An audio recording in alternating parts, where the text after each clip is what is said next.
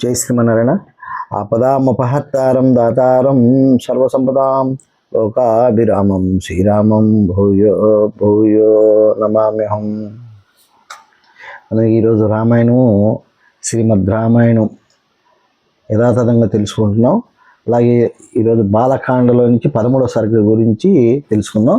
ఈ 13వ సర్గలో ఏం జరిగిందంటే, అశ్వమేధ యాగమునకు సన్నాహాలు, దశరథుడు సపరివారంగా యజ్ఞశాలలోకి ప్రవేశించి దీక్ష తీసుకుంటున్నాడు అనమాట. దానికి ఏం చెప్తున్నారంటే, ఇక్కడ వాల్మీకి మహర్షి గారు ఈ యొక్క ఆయన గ్రంథంలో ఏమి రాశారో ఒకసారి మనం చదువుకుందాం. యజ్ఞస్వాన్ని వదిలిన 1 సంవత్సరం తర్వాత మళ్ళా వసంత ఋతువు ప్రారంభమయ్యాను. అంతవరకు యజ్ఞమునందుకు నిర్వహింపవలసినటువంటి విధులన్నింటినీ దశరథుడు పూర్తి చేసిన పిదప కార్యదక్షుడైన మహారాజు సంతానార్థం యజ్ఞం చేయుటకై యాగశాలలోకి ప్రవేశించను. ఈ ప్రవేశించే ముందు ఏం చెప్తున్నాడని చూద్దాం. ఆ రాజు వశిష్ఠ మహర్షికి అభివాదమనర్చి విధి విధానముగా ఆయనకు పూజలు సలిపెను.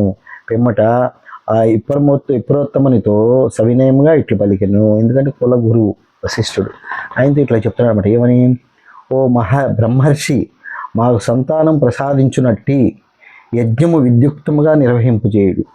అలాగే రాక్షసులచే విఘ్నములు కలగకుండా ఎట్టి లోపం లేకుండా చూడగలరు. కాబట్టి వాళ్ళతో ఎట్టి లోపం లేకుండా నువ్వు నిర్వర్తించాలి అని చెప్తున్నాడనమాట.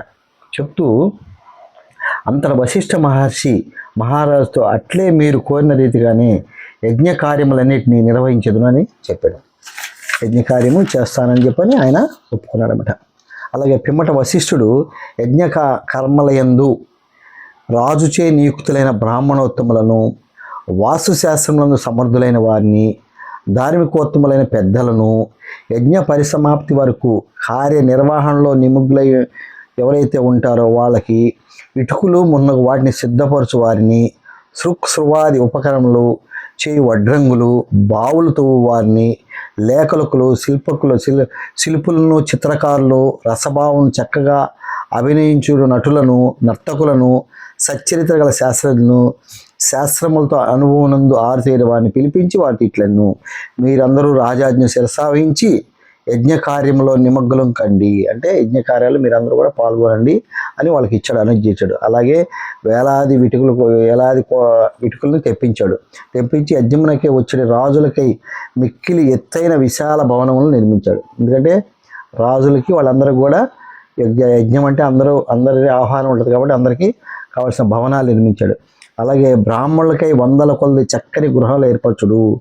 అవి గాలులకు వానలకు తట్టుకొంచు దృఢంగా ఉండవలను. అందు విధములైన భక్ష్య అన్న పానములు సమకూర్చుడు. ఈ విధంగా అన్నీ చేయాలని ముందుగా చెప్తున్నామండి వీళ్ళందరికీ కూడా.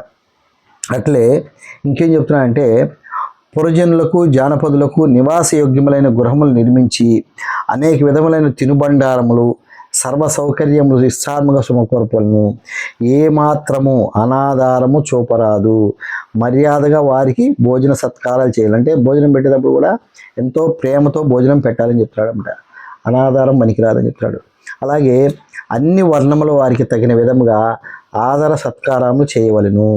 అలాగే కామ క్రోధములకు లోనై ఎవరిని చిన్నబుచ్చుకోరాదు. ఒకవేళ వాళ్ళు ఏదైనా కోప్పడినా కూడా మీరు కోప్పడకూడదు అని చెప్తున్నమాట. యజ్ఞము సంబంధించిన పనులన్నిలో నిరతులైన శిల్పులను తదితరులను వయసును అర్హతను పాటించు వాళ్ళని గౌరవించవలను. ఇంకా ఏం చెప్తున్నాడు? వారిని అందరినీ ధనముతో మృష్టాన్న భోజనంతో సంతృప్తిపరచవలను. వచ్చిన వాళ్ళు వచ్చినట్టుగా కూడా వాళ్ళకి ఇబ్బంది లేకుండా సంతృప్తిగా వాళ్ళకి వెళ్ళేటట్టుగా చేయాలి. అన్ని కార్యములు చక్కగా అనుష్ఠింపవలను. ఏ విషయం నందు ఎట్టి లోపము రారాదు.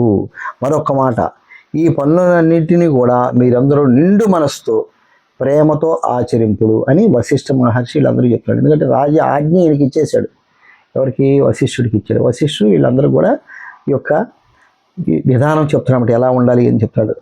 వారందరూ కలిసి ముక్త కంఠముతో వశిష్ఠునితో ఇట్లా పలికిరి. ఇంతవరకును ఎట్టి లోటును రానిక మీ ఆదేశాన్ని ప్రకారం చేసేదమి. ఇక మీదట కూడా మీ ఆజ్ఞలను ఏ లోపము వాటిల్లకుండా పాటించడము. ఎప్పుడైతే వాళ్ళు కూడా తిరుగు సమాధానం చెప్పారు మంచిగా. పిమ్మట వశిష్ఠ మహర్షి సుమంతుడిని పిలిచి ఇట్లు పలికెను. సుమంతుడు మంత్రిని పిలిచాడు అనమాట. ఈయన నమ్మకమైన మంత్రి. అంటే ఈ యొక్క మనకి మంత్రుల్లో గొప్పవాడు సుమంత్రుడు. ఈ సుమంత్రుడికి ఏం చెప్పాడంటే, ఈ భూమండలంకు ధార్మికులైన రాజులను, పెద్ద సంఖ్యలో బ్రాహ్మణులను, క్షత్రియులను, వైశ్యులను, శూద్రులను, అన్ని దేశముల నుండి జనులను సాధారణంగా ఆహ్వానింపు, మంచిగా అందరినీ పిలవండి. పిలుస్తూ ఇంకేం చెప్తున్నా అంటే, మిథిలాపతి రాజు అయిన జనక మహారాజు సూర్యుడు, సత్యసంధుడు, సర్వశాస్త్రములందు వేదములందు నిష్ఠాగరిష్ఠుడు, మహాపురుషుడు కనుక స్వయముగా వెళ్ళి ఆయన్ను సగౌరవంగా ఆహ్వానింపు. నువ్వే స్వయంగా వెళ్ళి ఆయన ఆహ్వానించమని చెప్తాడు. ఇంతకుముందు ఆయనతో గల అనుబంధం బట్టి మొట్టమొదటి ఆయన గురించి తెలుపుతున్నాడు. అంటే ఆయన్నే మొదటగా చెప్తున్నాడు అనమాట. చెప్తూ అట్లే సంతతము మధుర భాష రాజుగారికి ఆప్తమిత్రుడైన కాశీరాజును, అలాగే స్వయంగా పిలిచేవాడు పేరు చెప్తామన్నమాట. పరమ ధార్మికుడైన పెద్దవాడును, రాజుగారికి మామయ్య అయిన కైకేయ మహారాజు ఆయన సుతుడిని, ఆయన కుమారుని కూడా స్వయంగా ఆహ్వానింపము. అలాగే అంగదేశాధిపతి అయిన సత్పురుషుడు, పూజ్యుడైన, గొప్ప కీర్తి ప్రతిష్టలు గలవాడైన, దశరథుడికి మిత్రుడైన రోమపాదుని కూడా సాధారణంగా ఆహ్వానించుకున్నాడు. రోమపాదుని కూడా పిలవమంటాడు. ఎందుకంటే ఆల్రెడీ మనకి ఇక్కడ ఋషిశృంగుడు వచ్చినాడు, పిలవమంటాడు. ప్రాచీనులైన సింధు, సౌరాష్ట్ర దేశాధిపతులను, దక్షిణ దేశంలో ఉన్న ప్రభువులను అందరినీ దూతల ద్వారా పిలవండి. మిగతా వాళ్ళందరినీ కూడా దూతల ద్వారా పిలవమన్నాడు. ఇంకను ఈ భూమండలమున దశరథుడికి మిత్రులైన రాజులందరినీ పరివారములతో, బంధువులతో కూడి వచ్చినట్లుగా వీలైనంత త్వరగా ఆహ్వానించుకుంటాడు. ఎందుకంటే సంవత్సరం అయింది, యజ్ఞరసం వదిలేశారు, అది వస్తుందన్నమాట. అందరినీ కూడా ఆహ్వానిస్తున్నాడు. అలాగే వశిష్ఠుని ఆదేశం అనుసరించి సుమంతుడు సమస్త రాజులను ఆహ్వానించుటకై అంతరంగికులైన పురుషులను వెంటనే ఆయా దేశాలకి పంపించాడు. బుద్ధిశాలి అయిన సుమంతుడు వశిష్ఠ మహర్షి ప్రత్యేకంగా పేర్కొన్న వారిని, మహిపాలులను అందరినీ ఆయన సూచన మేరకు ఆయనే స్వయంగా తీసుకొచ్చుటకై బయలుదేరాడు. ఎవరైతే పేర్లు మొదట చెప్పుకున్నామో వాళ్ళందరినీ కూడా ఆయన తీసుకుని బయలుదేరాడు. అలాగే ఇంకేం జరుగుతుంది ఇక్కడ, యజ్ఞమునకు సంబంధించిన పనులు నిర్వహించిన వారందరూ కూడా అంతవరకు తాము పూర్తి చేసిన కార్యములన్నిటినీ కూర్చి వశిష్ఠ మహర్షికి నివేదించరు. అన్ని చేసామని చెప్పారు, తెలియజేసగానే అందులో ఈ పురోత్తముడు సంతుష్టుడై వారందరితో ఇట్లు పలికను, ఎవరికైనాను ఏదైనా ఇచ్చినప్పుడు అనాధారం చూపరాదు, అంటే ప్రేమతో ఇవ్వమంటున్నాడు. పరిహాసం చేయరాదు. చులకన భావంతో చేసిన దానము వలన దాతకు హాని కలుగును. ఇందులో సందేహం లేదు. చులకనగా కూడా ఏది కూడా ఇవ్వకూడదు. అంతటా కొద్ది దినముల పిమ్మట రాజులందరూ కూడా శ్రేష్టములైన రత్నములను, మణులకు, ముత్యములను, పగడములను, అమూల్యమైన వస్త్రాభరణం, చందనాది పరిమళ ద్రవ్యమును దశరథ మహారాజుకు కానుకల ఇచ్చుటకై తీసుకుని వచ్చింది. కాబట్టి ఎప్పుడైతే ఈ వార్తలు వెళ్ళినాయో మిగతా వాళ్ళందరూ కూడా బయలుదేరారు. కానుకలు తీసుకొనేసి, ఎందుకంటే ఒకసారి జరుగుతుంది కాబట్టి యజ్ఞం, వాళ్ళకి తగ్గ కానుకలు వాళ్ళు కూడా తీసుకొని బయలుదేరారు.